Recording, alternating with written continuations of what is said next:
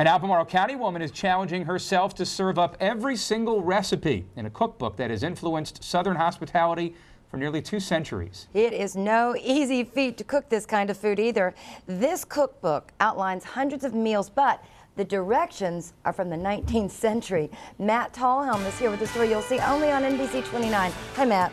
Hey, Sharon and Steve. The Virginia Housewife was first published in 1824. Culinary historians consider it the first best-selling cookbook of the South. Thomas Jefferson even had his very own copy. Today, Lenny Sorensen welcomed us into her Whitehall kitchen as she baked back in time. Each mixing motion. And imagine if you had to do this by hand. Every swish of a stir. Lovely light.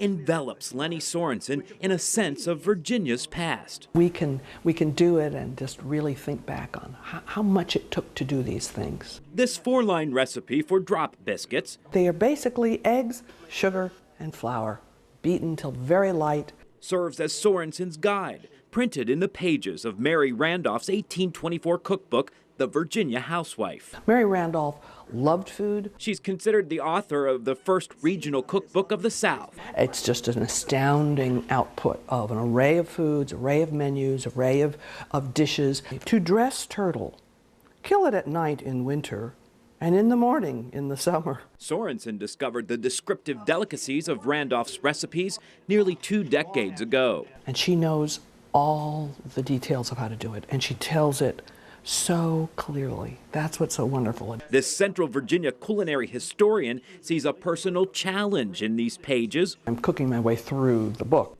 Sorensen plans to serve up the more than 400 recipes in the Virginia Housewife, but she's not going at it alone.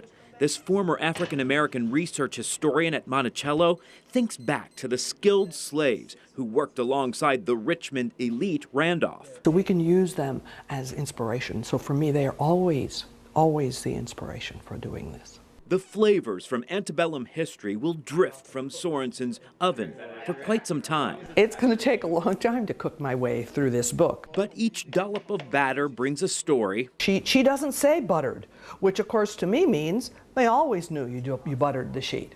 And an experience. Food is so, it's not just what you put in your mouth, it's cultural and it's emotional, and we all have opinions about it. From Sorensen's kitchen in Mary Randolph's memory. When you learn to cook from her, you'll come out a pretty damn good cook.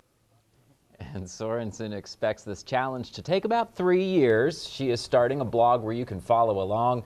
Sorensen also offers cooking classes in her home kitchen, and you can find all the details on that, of course, including the recipe for those cookies, the drop biscuits there, by clicking NBC29.com. And you said she's actually building an oven that would be sort of a wood, like wood fire, and Yeah. So that would be crazy to have to cook in built, that. Yeah, built into the ground right outside her house. She also raises a lot of the animals that can then be butchered and used in a lot of these recipes, so they are as authentic as possible to what Mary Randolph and the slaves from 1824 would have cooked. Forget reading about it. How do we get to taste it all? I know. You take one of the cooking classes. That's how you do it. And you learn a few things along the way. Matt brought some of those cookies there upstairs in the newsroom. Wouldn't take much for me to learn future something. reference. There's none left. My cooking skills are, yeah.